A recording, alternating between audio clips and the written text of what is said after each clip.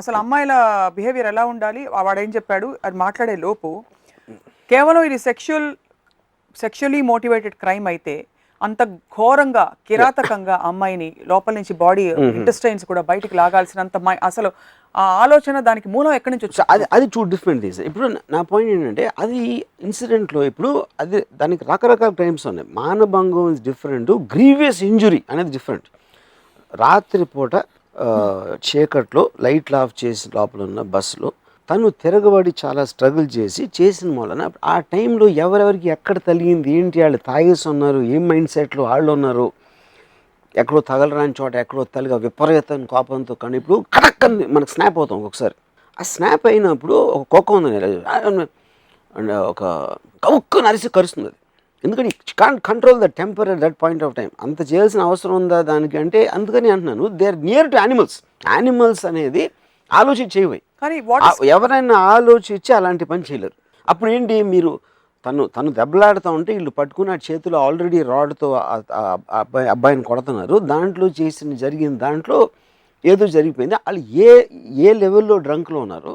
There too many factors contributing. అంత బార్బరిజంకి అన్ని ఫ్యాక్టర్స్ ఉంటాయి. వాట్ ఈస్ షాకింగ్ ఈస్ ఇప్పటికి కూడా ఏమాత్రం రిమోర్స్ అండ్ రిపెంటెన్స్ కానీ, because he's trying to plead ఇంకా కూడా కరెక్ట్. బట్ ఎక్కడ అవేవి వేటికి తావు లేకుండా అసలు కంప్లీట్గా ఇంత జస్టిఫై చేసుకోవడం అన్నది ఎంతగా, అది కూడా అతను he's a bus driver which is అంటే మెయిన్ స్ట్రీమ్ సొసైటీలో he's not a wild animal. మీరు అన్నారు యానిమల్స్ ఎగ్జాంపుల్ ఇచ్చారు, అవి జంతువులు అక్కడే ఉంటాయి అడవిలో పులి వచ్చేసి మనకి రోడ్డు మీద తిరుగుతా అందరం భయపడతాం. ఇలాంటి ఒక మృగం సొసైటీలో ఉందంటే ఎలా రియాక్ట్ అవ్వాలంటారు? ఉద్యమాలు జరగకుండా పాయింట్. ఇప్పుడు 2 పాయింట్స్. ఇప్పుడు వాడు చేసేది రిమోర్స్ ఎక్కడి నుంచి వస్తుంది, వాడి డిఫెన్స్. అది ఇప్పుడు కోర్టులో పెండింగ్లో ఉన్న కేసు, ఒక కోర్టు ఆల్రెడీ డెత్ సెంటెన్స్ ఇచ్చిన, their appealing to the supreme court. Evidence వైజ్గా వాడు ఉన్నాడు, వాడు కూడా చేశాడు అనేది ఇర్రిఫ్యూటబుల్ ప్రూఫ్, అది ఆల్రెడీ అయిపోయింది.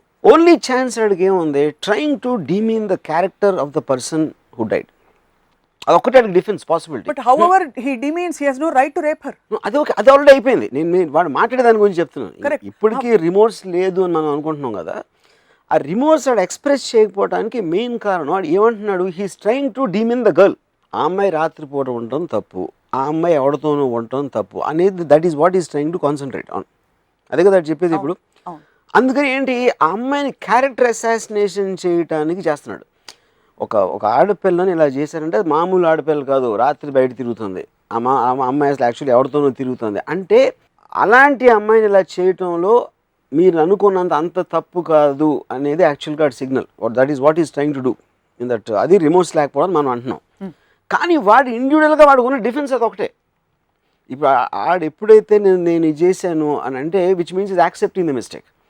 కానీ ఆ ట్రయల్ పీరియడ్ మొత్తంలో ఏంటి, లాయర్లు అందరూ ఏం చెప్పంటారు వాడికి, లేదా మీ ఈ బేస్ మీద దెబ్బలాడతాం, ఇది చేస్తాం, అది చేస్తాం. ఇప్పుడు మీరు చూస్తే వైఫ్ కూడా, one of the accused wife కూడా, ఇంక రేపింగ్ ఎక్కడ జరగట్లేదా, నా మొగుడే చేసాడా, నేనేమైపోతాను, నా పిల్లోడు ఏమైపోతాను అంటే.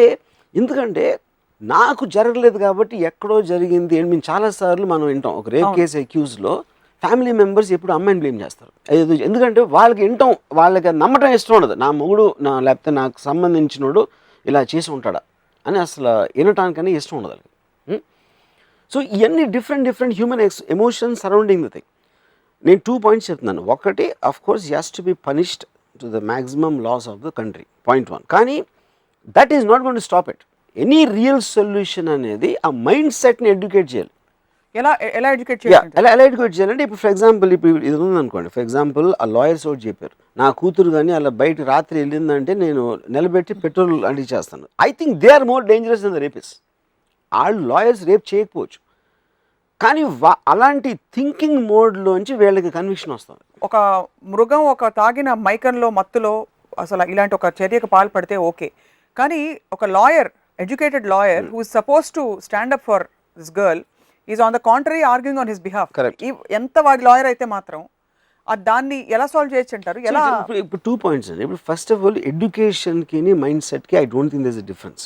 ఎడ్యుకేషన్ అనేది మీరు ఒక పర్టికులర్ లా పాయింట్స్ మీరు చదివారు, మీకు డిగ్రీ రావచ్చు, that is not real education. Real education is about you understanding what societies, ఏంటి హ్యూమన్ ఆస్పెక్ట్ ఏంటి అనేది. అది ఆబ్వియస్లీ అడిగి లేదు. అండ్ ఆ మైండ్ సెట్ ఆ ఎంఎల్ శర్మ వేరే పేరు మర్చిపోయాను, I think they are far lesser than the rapist in my opinion. You know వాళ్ళు యాక్ట్ చేసి ఉండకపోవచ్చు, but theoretically thinking to that extent I think is more dangerous than the practice. అంటే ఇప్పుడు second point ఏంటంటే, మీరు అడిగిన క్వశ్చన్కి ఇప్పుడు వాళ్ళని ఎలా చేయాలి, ఏం చేయాలి అంటే, ఇప్పుడు అది టోటల్ సోషల్ దాంట్లో ఉంది మీకు. ఇప్పుడు ఫర్ ఎగ్జాంపుల్ బ్యానింగ్ ఉందనుకోండి, బ్యాన్ ఎందుకు చేస్తున్నానంటే పిల్లి కళ్ళు మూసుకుని పాలు తాగుతా నన్ను ఎవరు చూడలేదు అనుకోండి, that is what is ban is called. అంత స్టూపిడ్ ఈ రోజుల్లో ఒక దాన్ని బ్యాన్ చేయటం అనేది దానికన్నా పెద్ద స్టూపిడ్ ఉండదు. సో అప్పుడేంటి, దాంట్లోనే మీరు యాక్సెప్ట్ చేస్తున్నారు, మా దగ్గర ఇలా జరుగుతుంది కానీ బయట మేము ఎవరికి తెలియదు అంటే.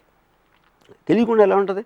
ద హోల్ పాయింట్ ఈస్ దాన్ని ఎంత మీరు ఎక్స్పోజ్ చేయగలిగితే అంత అవేర్నెస్ ఉంటుంది, అంత డిబేట్ ఉంటుంది, అంతమంది మాట్లాడతారు దాని గురించి. ఆ మాటల్లోంచి అట్లీస్ట్ కొంతమంది వుడ్ బి రేపిస్ట్లకి రీచ్ అవ్వడానికి ఛాన్స్ ఉంది. దాన్ని ఎంత ఓపెన్ చేస్తే అంత.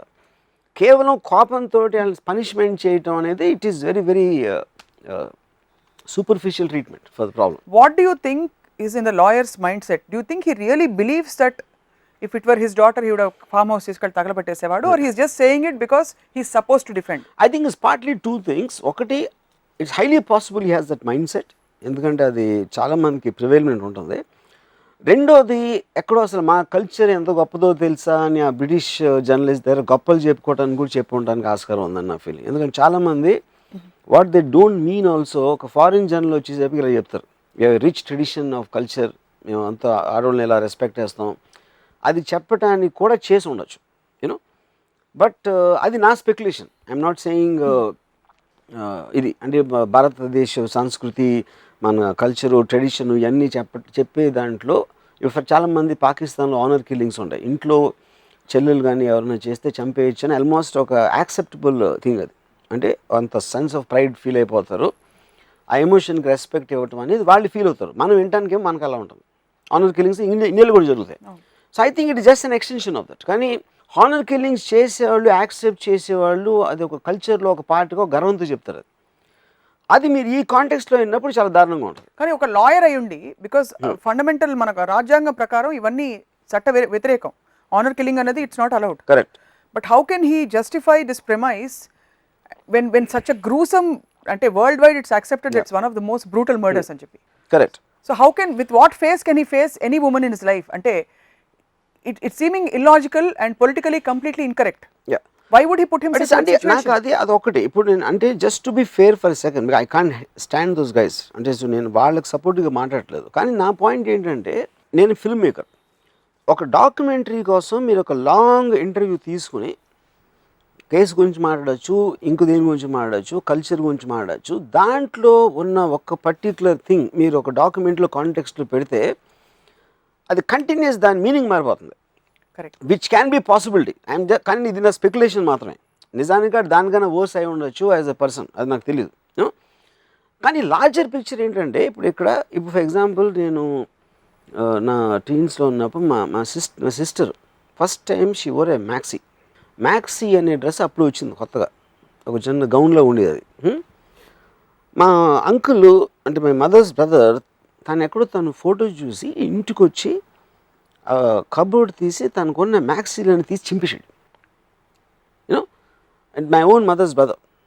So I think that is reflective of the mind set. దానికి బురకాలు వేసుకుని తిరగమంటానుకో, లేకపోతే ఇది చేసేస్తాం, షరియాలో చేసేస్తాం, లేకపోతే ఈ హిందూ వడవర్ ఈజ్ శర్మ ఈ లాయర్ మాట్లాడటానికి ఫండమెంటల్ డిఫరెన్స్ ఎంత ఉంది మీకు చెప్పండి? డిగ్రీ డిఫరెన్స్ అంతే. ఇదే సేమ్ మా అంకుల్ ఒక పర్టికులర్ టైం పీరియడ్లో మేబీ చంపేసి ఉండకపోవచ్చు, కొట్టి ఉండొచ్చు. సో అదేంటి మైండ్ సెట్ నుంచి వస్తుంది. కానీ మా అంకుల్ ఏం చేయట్లా, మా అంకుల్ ఏమని రేపు చేయలేదు, కానీ ఆ మైండ్ సెట్ ఉంది అంటే that is what which promotes this kind of thinking. ఇప్పుడు అడ్వాన్స్ సొసైటీలో రేపులు జరగవు కదా, అమెరికాలో కూడా జరుగుతాయి. అమెరికాలో ఇలాంటి రిప్రెసివ్ మైండ్ సెట్ లేకపోవచ్చు. సో అర్జ్ కంట్రోల్ లేకుండా రేప్ చేయడానికి, రేప్ చేసిన తర్వాత ఇలా అమ్మాయిలు ఉండకూడదు అని మైండ్లో మాట్లాడుకోవడానికి there is a fundamental difference. So I think it has to B approach in 4-5 points and the main thing is the mind set. అంటే మీడియా చెప్పిందే యాజ్ ఇట్ ఈస్గా మీరు నిజం అని తీసేసుకోండి, ఇంకా కోర్టులు ఎందుకు అసలు అవసరం లేదు. ఒక డాక్యుమెంటరీనే భరించలేక బ్యాన్ చేస్తారు. అటు రేప్ చేసాడు తెలుసా, ఆయన చంపే నరికే ఆయన ఏంటో తెలియదు ఆయన ఏమనేసాడో తెలియదు. శిక్ష ప్రోటోకాల్ లేదు ఇన్వెస్టిగేషన్ ప్రోటోకాల్ మీ దృష్టిలో ఐడియల్లీ ఎలా ఉంటే బాగుంటుంది? నీకు అసలు అమ్మాయిల మీద నీకు ఎప్పుడు ఫస్ట్ ఎలాంటి అభిప్రాయం వచ్చింది? నీ టీనేజ్లో నువ్వేంటి ఫస్ట్ టైం అమ్మాయి గురించి ఏం ఆలోచించావు? వాడి మైండ్ అనలైజ్ చేయటం అనేది మోస్ట్ ఇంపార్టెంట్ థింగ్.